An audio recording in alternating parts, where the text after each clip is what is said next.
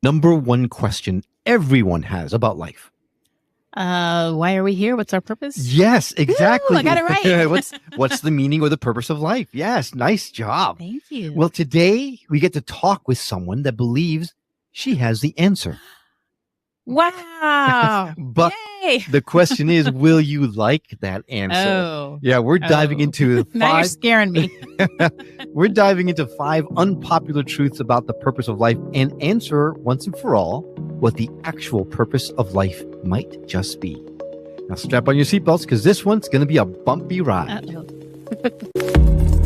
My name is Will. And I'm Karen. And unlike Mulder and Scully, we both want to believe. So we've embarked on a journey of discovery. We've talked to people deeply entrenched in the spiritual and metaphysical world. We've thrown ourselves into weird and wonderful experiences. I even joined a coven of witches. And wait, you joined a coven? Yep, all in the interest of finding something. Anything. That will prove that there's something beyond this physical, 3-dimensional world we all live in. This is the Skeptic Metaphysicians.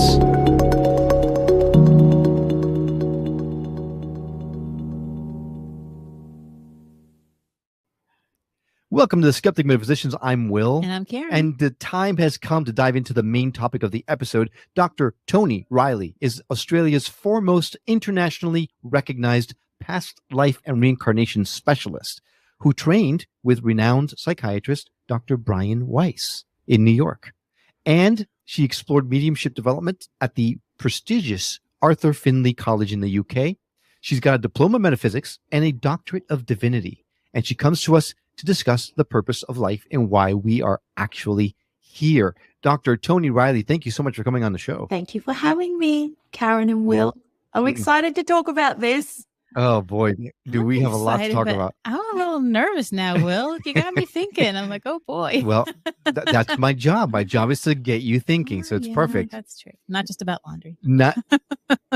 I'd rather not think about laundry, actually. So no, you make me think about it. Oh, well. And how I wish you would do some of the laundry. But that's another show. Well, Dr. Toni Reilly, thanks for coming on the show today.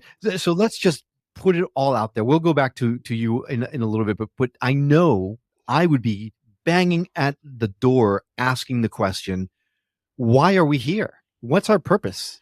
The dumbed down version of the purpose, our purpose, in my 20 odd years of researching and working in these realms is that we are here to experience emotion.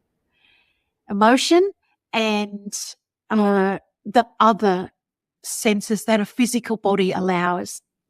When we leave our body, which of course we all do at death, we go back to a space where there is no body and it's just energy. Therefore, there are no emotions and there are no physical feelings. There's no physical touch. There's no hearing. There's no sight. There's no sound. There's none of these magical things that we get to experience in a body. We don't have a mind either, so there's no thought even. So when we're here, we have all of those faculties at our disposal because of our body. So we ought to make use of them. I need to stop you because if you're only listening to the show, you're not watching the video on YouTube, you are missing Karen's total look of aghastness. There's no love? Oh, well, actually, the feeling when you're there, at least when you visit there as a person, which we can facilitate, it does feel like it's all-encompassing love. It feels like that whole thing we've been sold, that there's nirvana and heaven, that beautiful, unconditional feeling or sensation. It does feel like that. Yeah. Okay. So you just said a couple of things there that I've got to point out. First, we talked to a lot of people who say the same thing that you have said, that we are love. That's what we are. And when we move on to the next life, we experience who we truly are, which is actually complete embodiment of love. But you said something very important that I've got to come back to really quickly, because you said that you can facilitate others visiting the afterlife. Yes. I need to know how can you do that? Well, in a way that's legal and not permanent. And does it take a lot of drugs? That's so funny, because back in the day when everything for me started as past life regression, but in that space, people really are just communicating with their soul. So what transpired over time was people would go beyond the past life, or actually massive, important part of their past life therapy is when they die, is that's when we're truly talking to soul and we're going into that pure energy. So there's also a lot of work done on the in-between life stage, but home, or where everything is completely unconditional, that's what I call home. And we still can facilitate that. You take a visit there. I call it a check-in. So some people are allowed to check in. People have it sporadically, actually. If you ever hear people talking about their near-death experiences, that's when it's happening to them sporadically or out of their control. They didn't come along for a facilitated session. It's just happened.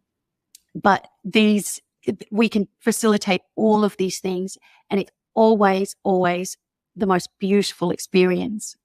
And it's personalized. So I think whatever we're doing here, it's always for now, to make now better. So whatever each individual is doing here or needs to know or needs help with, needs some clarity around, needs some healing around, then they will get what they're given in that space, because it was planned before we came.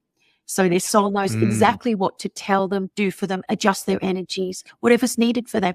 That whole plan, right? We've spoken to people that have used quantum mechanics to talk about the moment of you doing something now also happened at the same time 3,000 years ago. It's amazingly interesting. Now, you studied with Dr. Brian Weiss, who super famous for writing the epitome of books on past life, reincarnation, many lives, many masters. And you mentioned past life regression, but you also mentioned in between life regression, which is what happens when would you say it was in heaven, that you go to heaven, you have them visit there, or the place we go when we die? Think as far as defining the difference, I would say that the between phase is the plan to reincarnate. So it's a bit of both. It's a bit of the all-encompassing home and that space where we're planning to come here, or it's so different to planning, but in human terms, we need to hear it in that way and perceive it in that way. So that's the way I describe that in between phase, planning to incarnate. And this is where no doubt you've heard people talking about what goes on there, and old people have a review of the life they've led, or they meet with counsel. They meet their soul family. So that's because it's that place where our lives are being planned, or we can look at them from there in that space. But actually beyond, where we're talking about where it's absolutely all love, for want of a better word, and we're all purely enlightened, that I feel like is beyond. I just call it home. I like that. Yeah. Home. Well, that's what it is, right? In fact, we've talked to people who said that exact same thing. Hey, when can I come home again, right? So we've heard of the past life review and all that kind of stuff happens immediately after death. Now, it sounds like you're saying something different. Sounds like you're saying that happens after you've gone through the time and you're ready to come back in. So it bears a question. Do we die just to immediately reincarnate right away? Or is there time in between? Or do we get to choose? I think it's a little bit difficult to give a cut and dry answer, because there's no time. The moment that we leave this body, it's timeless. There is no linear time. So working in this past life space and the reincarnation space, there are people who are back in our terms of linear time almost immediately. But and then there's been a certain amount of time in our linear time frame that it takes them to come back. So there's no defined time frame.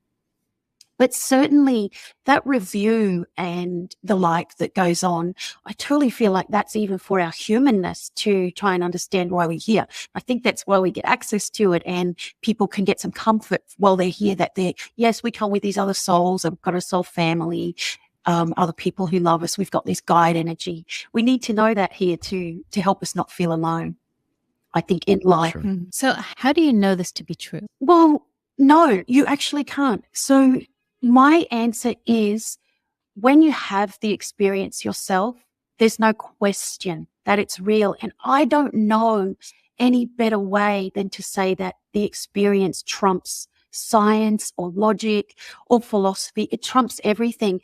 So it really, I suppose, is something that's difficult to actually prove to someone who hasn't had an experience. So that's the answer. I don't know if there's an actual way to prove it outright. You just can't, once you've experienced it, you just can't deny that it's That's real, it. that it's true. That's it. Oh. I can understand that. Yeah. And like you say many times, Karen, even if it's not real, but it feels really good, what's the difference?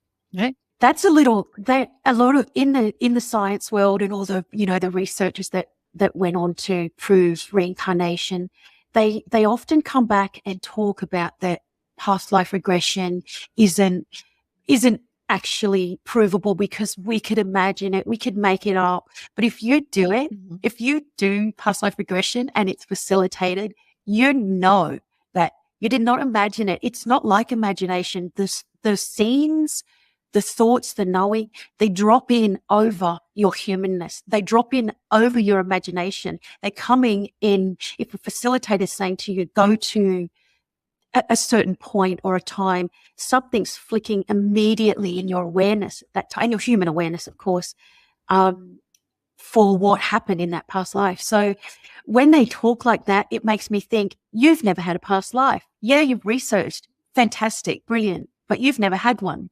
And it's something that I found a lot with a lot of people that work in this realm. So that's why I say experience trumps science. Can everyone have a past life regression? Does it work for everyone, for lack of a better word? Yes. That's the short answer. And if there's any resistance, it will be, personally in my practice, it's almost happens every single time, for no matter how skeptical the person is even. But maybe with facilitators who are new at it, then maybe for them, the trick is only that you need to get that person to give up control. So they just need to relax. They need to give up control and relax, because I think the moment you're trying to control what's happening, which is like, oh, I want to see a past life, there's too much thought in there and humanness, I suppose. But you are still very aware as a person when you are doing past life regression. But just giving up control or that little bit of control is the only thing that would, I'm going to say, hinder it, because it will never stop it. It's achievable no matter what, because we're from there. We're from there. We've been there. Okay. So it's accessible. That's probably our biggest worry, I guess, is we go into a past life regression and suddenly it's like, oh crap, nothing's coming now. See, that's thinking, Or you think man. I'm just making this up. It's like, oh, thinking. Yeah, no, you're right. You're right. You're right. But I guess you have to really go into a deep hypnosis in order to relinquish the thinking part. That's hard to do sometimes. Yeah. Now, a lot of people do past life regressions. I guess they can do them. You can do them virtually. But is it better to be in person, or does it make a difference? From a therapeutic perspective, or from terms of someone being able to relax enough, it works as well online, on Zoom, on the phone, as it does in person. So yeah, you can access it from anywhere. But I guess in person's got a bit of a different vibe to it, just because you're sitting there together. But as far as the efficiency of it, it works just as well virtually. I assume you just have to make sure you're someplace where you're not going to be disturbed, or because that would be where my mind's going. Oh my God, is my kid going to walk through the door in a second? And dogs start barking. Right. Well, you know what's interesting? Even if your kid walked in or the dog started barking, the first thing is when you're in there, then you still might hear the dog barking, but not usually. But it's kind of at a distance from what's going on in here. But if your kid walked in and interrupted you, it would be really quite simple as once they go, you'd be like, close your eyes again. Oh, I would be, or the facilitator, close your eyes again, and you go back in again. So it's really, it's not rocket science. It's really, it's just amazing, really. Says the doctor. Yes, right. Oh, it's easy. Right. This is fascinating, but I want to get back to the topic that we started talking about, which is the purpose of life, the meaning of life. And you mentioned that that experiencing emotions is the reason why we're here. But you also, in our pre-interview information that we exchanged, you mentioned that grief was one of the most important ones to experience. Why would that be? I think in the cycle of life, obviously we have birth and death, which is our start and end to each incarnation.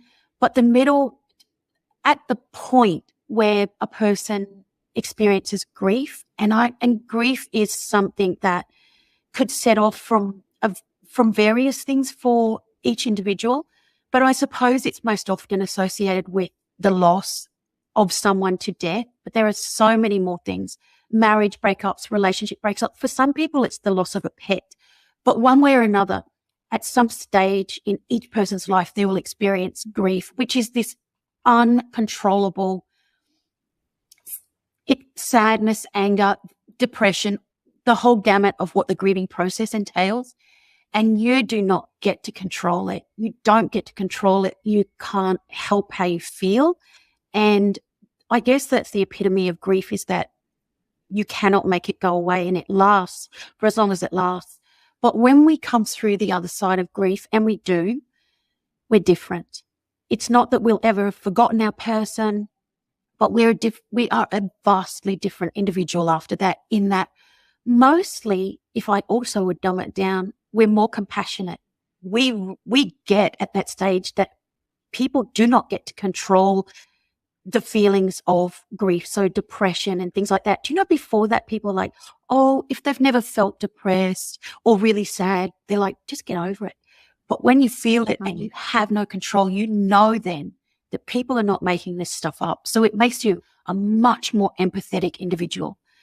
So that's what changes. It changes us for the better, I suppose, makes us just more tolerant of others, more compassionate, more empathetic. Sure. Right. I would assume the same thing could be said about trauma, Yes. right? Going through some sort of trauma, it would actually serve the same purpose. Is trauma and grief the same, or are they two different emotions? I think that it would be fair to say that grief is the process of processing trauma or working through trauma. So yes, they're entirely, knitted together. Yeah.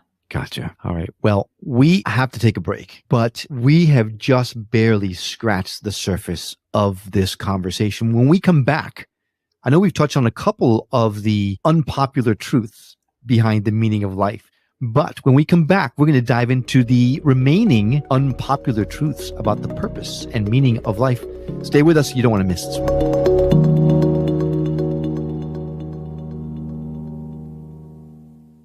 Welcome back to the Skeptic Metaphysicians. We're talking to Dr. Toni Reilly, who is a past life regression therapist, as well as many, many other things. And she's explaining to us the meaning of life. At long last, we get to understand why we are here. Finally.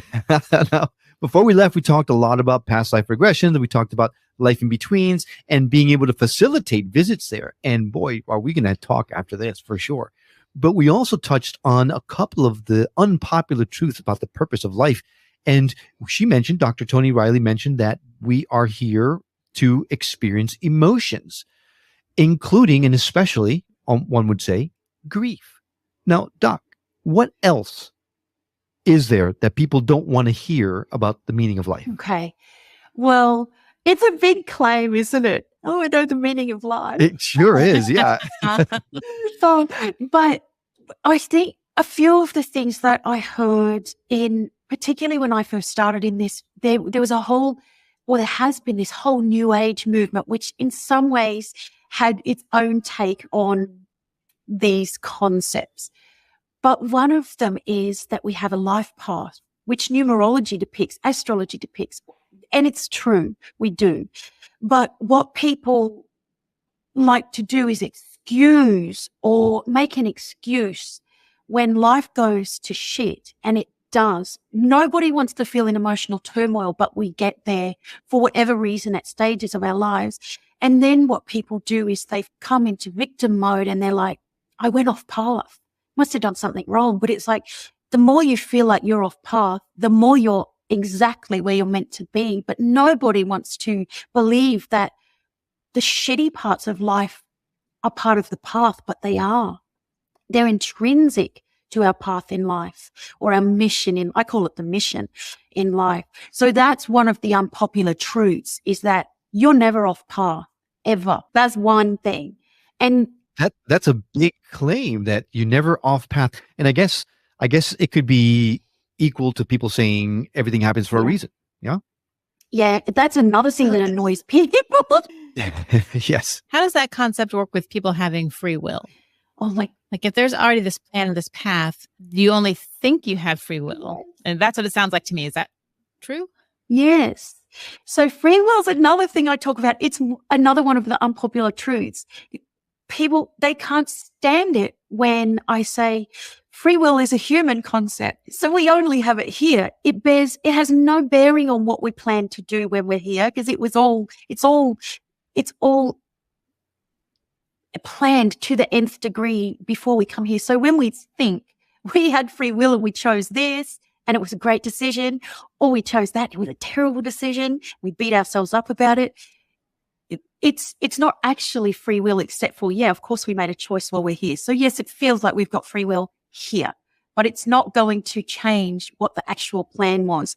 And really, we were only ever going to choose, or the outcome was only ever going to be what it was or what it ends up being. And so really, I say that to people to make them feel better. Some people, they feel worse because they feel like we have control. But it's like, actually, if you ease up and realize that, stop beating yourself up and having regret. It's pointless, but it's part of this emotional feeling that we're supposed to have. But really, if you start to think about, well, what if I had have chosen this? Things could have been better, but you go, well, I never was going to choose anything different to what I want. What happened? What I did choose. Stop being mean to yourself. You can start to make peace with the choices that you made and start to look at them a little deeper for why you made them and what transpired because of them. There's always good when you look for it as to why you didn't end up with that person, or but you did end up with this one. There's a deeper purpose and meaning behind all of it, and it's easy to look for it. I want to dive a little deeper into that, because I want to try to understand it better. Is it like a science fiction time travel movie where people are trying to change the past, but no matter what decision they make, they end up in the same place? Or is it that every decision was exactly what you were going to do no matter what? Yes. And I guess on that note, it also includes when you do question it. It's all part of what was meant to happen. So what was meant to go in your questioning. So it's really just all part of the mission and the plan. So now, do you find that people can kind of use it as an excuse? You don't feel like working extra hard. I'm not going to do anything today, but hey, this was the plan. See, Karen, I wasn't supposed to do the laundry. I don't like the plan. But then Karen's meant to feel that frustration, say that you didn't do No, let's move on to another topic now. Let's go but it's so simple. When we're talking about the washing, do people think it's such a big thing? But the purpose of life is the frustration that might be felt by, I'll say the kids. I'll go away from you guys. The kids didn't put the washing out, and now you're going to run late getting them to school because they didn't say they needed that jacket today. All of those things, they're emotional feelings that set off in us, and everyone's going to feel something from it that's playing out. So it's just so much simpler than people realize. The purpose of life, those emotional things that are going on in our existence, probably almost every moment that we're here. Then what's the deal with empaths? Are they just like fast tracking and feeling all the emotions, or? They have a role here. We all have a role here. But as an empath, which you would be, well, I certainly am, I think that there's a role that we are playing, or there's a role that we have to achieve, or that we are achieving, not have to, that we're achieving here. And I think the role of empaths, personally for them, it's going to be what's mine and what's theirs, because even with empaths, they can be escaping their own turmoil, I'm going to say, and be like, well, I'm picking up on everyone around me. Or they can be feeling like it's their turmoil when it is others around them that they're picking up on. So there's a personal thing for them to experience, which is discerning what's mine and what's theirs. And there's also, with an empathetic person, there'll be a a beautiful aspect to them because they make the most natural counselors.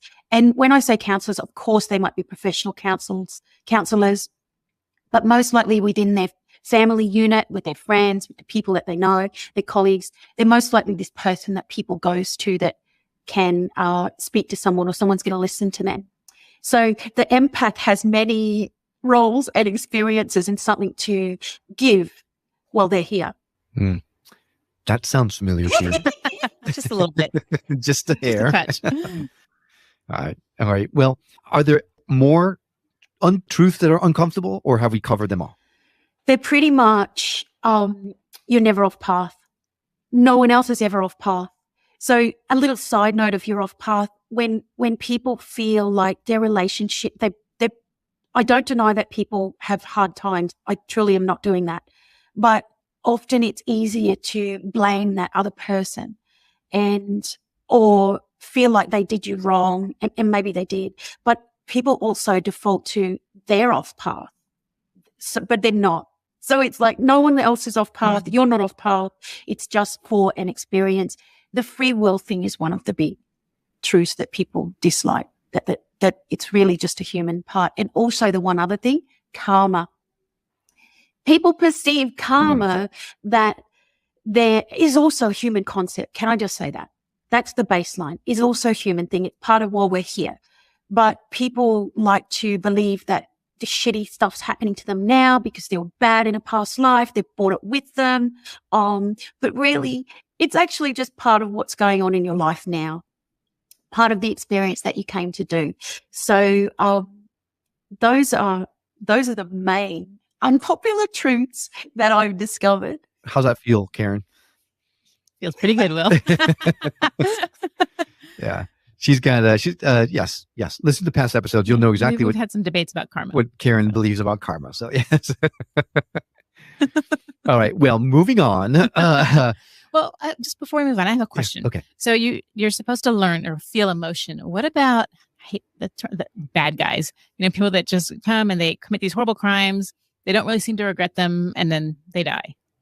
What are they learning or experiencing? How to be shitty. Yeah, I think, I also think this concept that we're coming to learn is a little bit humanized as well. I feel like it's better to say that we're here for an experience, because those people who come, I know that we're going to the absolute worst of people. So, I mean, if we think about a serial killer, for example, so we'll go as far as we can go with the depths of bad. But when they come here and commit their crimes, what happens is the people that they affect is who it's for. It's for their experience. So imagine the family of the victims of this person. Imagine the turmoil that they go through, the grief, the guilt, the whatever turmoil that they go through is what is actually happening. It's rippling out to affect so many people. Of course, it's going to affect the people who investigate it. It affects so many people with those terrible travesties that go on. The actual person who's doing them, to be honest, I don't know that there is something for them to learn per se. It's more like they've come as this person who's going to be so hated by everyone they've affected. But they've come to make that ripple effect, to create this emotional experience for everyone who feels it from what they did. That's a hard pill to swallow. Mm-hmm. So why? Why do we have to grieve? Why do we have to go through these traumas in this life? Can't we just come down and hang out for a while and come back out? Well, I guess that's what the ones that come without the feelings, which are very, very rare. Someone like a serial killer, for example. But no, that's yeah. But no, it's part of the experience too. I think you don't know. I think you don't know what it feels like to be truly calm and at peace until you've felt what it's like to not feel like that. So it's really just to experience the whole gamut of emotions that are possible. Because we can't experience it in the afterlife. We don't experience it in the afterlife. No. So that's where we come here to in order to experience these emotions that we can't experience otherwise. Yeah. Cool. And Okay. this is unique to Earth. I'm not so much into the Dolores Cannon out there stuff, but I can absolutely tell you that people who come for past life regression, they go elsewhere as well. So it hasn't been the focus of my work, but they do go elsewhere. And where they go elsewhere is not like Earth, as in it's a much different experience, and it's not harsh. Earth is the harsh place. This is, you know, they in religion, we were told about heaven and hell. Well, this is it here. Mm-hmm. It's hard. I have heard that we're living on the hell planet. I have heard that before in prior interviews. So, okay. So I've got to ask you a question that I need to ask much more, or many more people that we interview. But do you ascribe to the theory that we are all one? Yes. And when I say we're going home, when you experience that space, that's when there's everything but nothing. So it's where people get this concept that we're all one. You can feel it. So then if that's the case, and I buy that, I believe that, that's my belief system. But then you're a past life regressionist, right? This is the perfect person to ask this. When you regress someone, could they be tapping into someone else's lives? I mean, since we're all one, don't we all just experience all the lives? Can I say this? Maybe. And I hear people in other focuses within these realms talking about it's all happening at once. In my work, it was a little bit more structured in that we're doing past lives. So if you're remembering your past life, it's very human. You were there as a human in a past life, and there's a time frame and there's a generation that you're in. So from my perspective, when people are recalling their past lives, it's not all happening at once. It's in a timeline. Like we're here now in 2023, and they're going back to another time in humanity's history. So yeah, it's easy to wrap your head around it if you put it on the timeline. I would think, yeah, that's timeline. So once you go beyond, though, no time. Right, which is not easy to wrap your head around. No. Well, you have written a best-selling book called "Awake: The Purpose of Life and Why You Are Here." This is one of the reasons why we have you on the show today. I'd love for you to tell us a little bit about the book. What prompted you to write it? What brought you to this entire category of modalities? Because it's a very specialized field. Oh gosh, I'm going to try and keep this short. Because I can ramble on about it.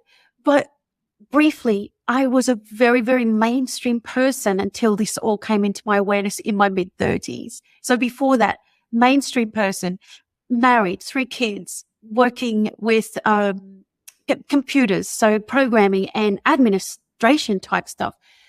But at that point, when I had an emotional turmoil, I left my marriage, was the catalyst. And I realized that there's intuition. And I became obsessed with finding out about, if I have this, why am I, in my 30s and I never knew? So that's what started.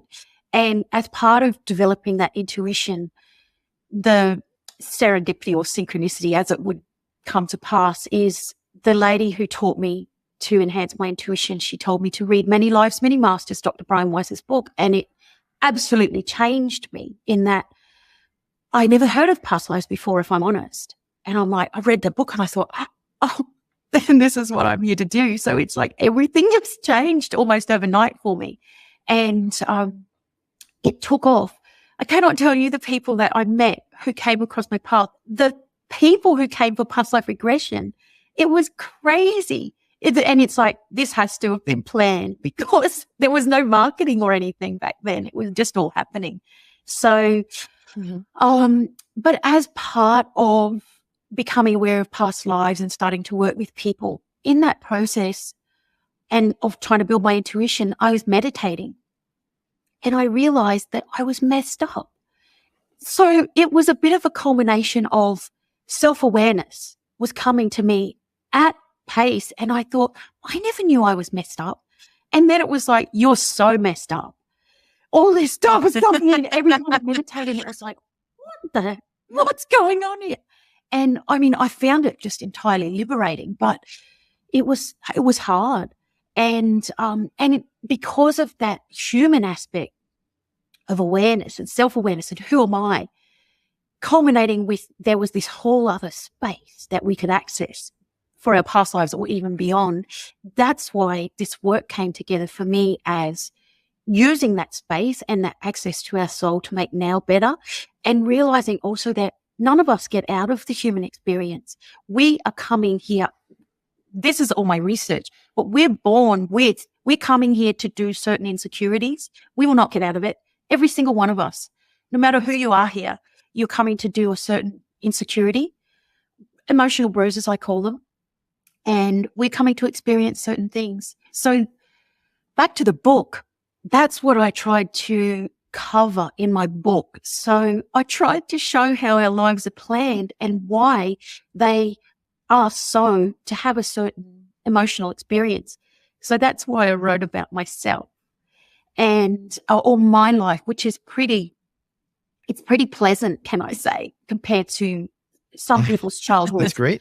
So, and I'm sure some people read it and roll their eyes and be like, she didn't really cop it that hard. But I can tell you, when we feel grief over trauma or the loss of our cat, whatever it is, that feeling is the same, and it is all encompassing, and it's not nice. So, but to showcase that, I had to be really honest about some things I'd done in my life as well. One of the things I talk about is love at first sight, because it actually happened to me. And it's one of the things that, that people, if they're in a relationship already and the morals say you're not to be seeing anyone else, well, when that love at first sight comes in, no matter what you've been taught, it's coming and you cannot resist it. It's so extraordinary. If you guys have felt it, beautiful. But I don't think it's like grief. People can't comprehend it unless it's happened to them. The power in it. It's really special, actually. It's like, God, I hope everyone gets to have that. And it doesn't mean it lasts forever even, but it certainly comes in and it's extraordinary. But I wanted to talk about how those things happen and they defy morals, actually, because they're part of the plan. They defy morals. They defy how we thought things would end up for us as a person. And that's what I did in that Awake, the Purpose of Life and Why You Were Here. I tried to showcase all of these things. You've opened up a whole other can of worms that we can't go down.